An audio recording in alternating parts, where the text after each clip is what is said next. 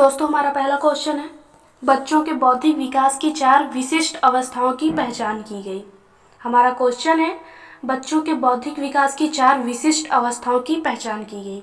इसके ऑप्शंस हैं स्किनर द्वारा, पियाजे द्वारा, कोहलबर्ग द्वारा और एरिक्सन द्वारा। ठीक है, तो जो इसका करेक्ट आंसर होगा वो होगा पियाजे द्वारा। पियाजे ने बौद्धिक विकास की 4 विशिष्ट अवस्थाओं के बारे में बताया था। तो जो इसकी पहली अवस्था थी वो थी संवेदी पेशी अवस्था। संवेदी पेशी अवस्था थी जन्म से लेके 2 वर्ष तक। फिर इसके बाद पूर्व संक्रियात्मक अवस्था। पूर्व संक्रियात्मक अवस्था 2 वर्ष से 7 वर्ष तक। ठीक है, फिर इसके बाद मूर्त संक्रियात्मक अवस्था। मूर्त संक्रियात्मक अवस्था 7 वर्ष से लेके 12 वर्ष तक होती है। फिर इसके बाद जो लास्ट अवस्था होती है वो होती है औपचारिक संक्रियात्मक अवस्था। वो होती है 12 वर्ष से 16 वर्ष तक। ठीक है, इतना क्लियर हुआ। अब आते हैं अपने अगले क्वेश्चन पे।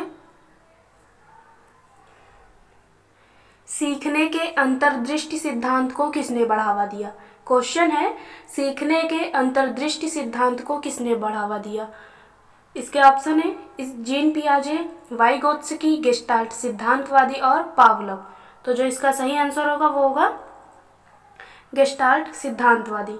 ठीक है, गेस्टाल्ट सिद्धांतवादी ने ही सीखने के अंतर्दृष्टि सिद्धांत को बढ़ावा दिया था। अब हमारा अगला क्वेश्चन है, वह अवस्था जब बच्चा तार्किक रूप से वस्तुओं व घटनाओं के विषय में चिंतन प्रारंभ करता है।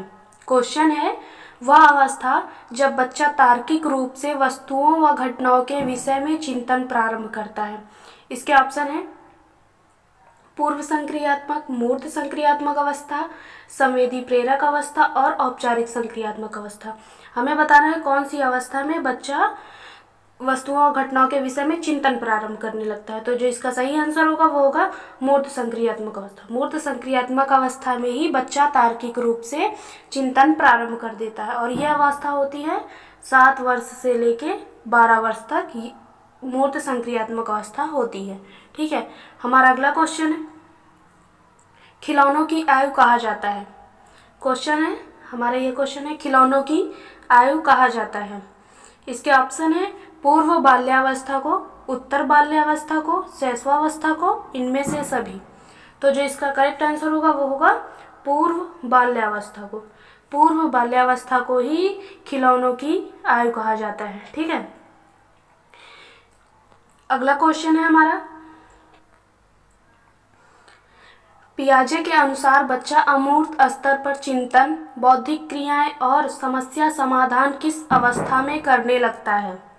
क्वेश्चन है, पियाजे के अनुसार बच्चा अमूर्त स्तर पर चिंतन, बौद्धिक क्रियाएं और समस्या समाधान किस अवस्था में करने लगता है? हमें बताना है। ठीक है, और इसके ऑप्शन है पूर्व संक्रियात्मक अवस्था, मूर्त संक्रियात्मक अवस्था, औपचारिक संक्रियात्मक अवस्था और संवेदी प्रेरक अवस्था। तो इसका जो करेक्ट आंसर होगा वो होगा मूर्त संक्रियात्मक अवस्था। मूर्त संक्रियात्मक अवस्था में बच्चा चिंतन, बौद्धिक क्रियाएं ये सभी प्रारंभ कर देता और ये अवस्था होती है 7 वर्ष से लेके 12 वर्ष तक। हमारा अगला क्वेश्चन है, सीखने की खेल विधि उपयोगी है। क्वेश्चन है, सीखने की खेल विधि उपयोगी है। ऑप्शन है युवावस्था हेतु, पूर्व शैशवावस्था हेतु, बाल्यावस्था हेतु या परिपक्वता हेतु। तो जो इसका सही विकल्प होगा वो होगा बाल्यावस्था हेतु। बाल्यावस्था हेतु सीखने की खेल विधि उपयोगी है। ठीक है, हमारा अगला क्वेश्चन है, आप मुझे बालक दे दीजिए, आप जैसा बनाना चाहते हैं मैं उसे वैसा ही बना दूंगा। ऑप्शन है वाटसन का, एडलर जुंग का, कोहलर का या जॉन का। तो इसका जो सही विकल्प होगा वह होगा वाटसन का। वाटसन ने ही कहा था कि आप मुझे बालक दे दीजिए, आप उसे जैसा बनाना चाहते हैं मैं उसे वैसा ही बना दूंगा। अब हमारा अगला क्वेश्चन है, बाल मनोविज्ञान के अनुसार शिक्षा के क्षेत्र में मुख्य स्थान है। हमारा क्वेश्चन है, बाल मनोविज्ञान के अनुसार शिक्षा के क्षेत्र में मुख्य स्थान है। इसके ऑप्शन है बालक का, प्रशासक का, अध्यापक का या अभिभावक का।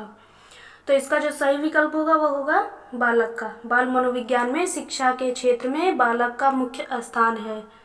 अब हमारा अगला क्वेश्चन है, अधिगम वक्र का पठार बनता है। हमारा क्वेश्चन है, अधिगम वक्र का पठार बनता है। इसके ऑप्शन है परिपक्वता के कारण, अभिप्रेरणा के कारण, थकान के कारण या अभिरुचि के कारण। हमें बताना है कि अधिगम वक्र का पठार परिपक्वता के कारण बनता है या अभिप्रेरणा के कारण बनता है या थकान के कारण बनता है या अभिरुचि के कारण बनता है। तो जो इसका सही विकल्प होगा वो होगा थकान के कारण। ठीक है, इसका तीसरा विकल्प सही होगा, अधिगम वक्र का पठार थकान के कारण बनता है। अगला हमारा क्वेश्चन है, 5 वर्ष के मोहन की मानसिक आयु 8 वर्ष है, उसकी बुद्धि लब्धि क्या होगी। तो दोस्तों इसका एक फार्मूला होता है, मानसिक आयु बटे वास्तविक आयु गुणे 100। ठीक है, तो हमारी मानसिक आयु कितना दिया हुआ है 8 वर्ष और वास्तविक आयु 5 वर्ष है। ठीक है, इसको हम ठीक से लिख लेते हैं। 8 वर्ष हो गई मानसिक आयु, वास्तविक आयु हो गई 5 गुणे 100। तो जब हम इसको हल करेंगे तो हो जाएगा 160। तो इसका जो सही विकल्प होगा वो होगा 160। ठीक है, अब हमारा अगला क्वेश्चन है, राष्ट्रीय पाठ्यचर्या की रूपरेखा NCF 2005 के अनुसार शिक्षक की भूमिका है। हमारा क्वेश्चन है, राष्ट्रीय पाठ्यचर्या की रूपरेखा NCF 2005 के अनुसार शिक्षक की भूमिका है। ऑप्शन है सत्तावादी, अधिनायकी, अनुमतिपरक या सुविधादाता। तो जो इसका सही आंसर होगा वो होगा सुविधादाता। राष्ट्रीय पाठ्यचर्या की रूपरेखा के अनुसार जो है वो शिक्षक की भूमिका एक सुविधादाता के अनुसार है। ठीक है, अब हमारा अगला क्वेश्चन है, बाल मनोविज्ञान के आधार पर कौन सा कथन सर्वोत्तम है। हमारा क्वेश्चन है, बाल मनोविज्ञान के आधार पर कौन सा कथन सर्वोत्तम है। ऑप्शन है सारे बच्चे एक जैसे होते हैं, कुछ बच्चे एक जैसे होते हैं या कुछ बच्चे विशिष्ट होते हैं या प्रत्येक बच्चा विशिष्ट होता है। ठीक है, तो हमें ये इसमें से खोजना है कि कौन सा कथन सर्वोत्तम है। तो जो इसका सबसे सही आंसर लग रहा है वो होगा प्रत्येक बच्चा विशिष्ट होता है। ठीक है, फिर हमारा अगला क्वेश्चन है, बच्चों के सामाजिक विकास में का विशेष महत्व है। ठीक, हमें बताना है कि सामाजिक विकास में किसका विशेष महत्व है। ऑप्शन हमें दिए हुए हैं खेल, या सेकंड ऑप्शन है बाल साहित्य, थर्ड ऑप्शन है दिनचर्या, फोर्थ ऑप्शन है संचार माध्यम। तो जो इसका करेक्ट आंसर होगा वो होगा खेल। सामाजिक विकास में खेल का विशेष महत्व है। ठीक है, अगला क्वेश्चन है हमारा, कोहलबर्ग का विकास सिद्धांत निम्न में से किससे संबंधित है। ठीक है, तो दोस्तों में ये ध्यान रखना है कि जहाँ पर भी कोहलबर्ग आएंगे वहाँ पे हमें आंख बंद करके नैतिक विकास पे टिक लगा देना है। हम तो इसमें भी दिया हुआ है कि कोहलबर्ग का विकास सिद्धांत निम्न में से किससे संबंधित है। तो जो इसका करेक्ट आंसर वो होगा नैतिक विकास। ठीक है, और जहाँ पर भी वाइगोत्स्की आएंगे वो सामाजिक विकास से संबंधित है। ठीक है, हमें ये हमेशा ध्यान रखना है, कोहलबर्ग नैतिक विकास से संबंधित थे और जो वाइगोत्स्की थे वो सामाजिक विकास से संबंधित थे।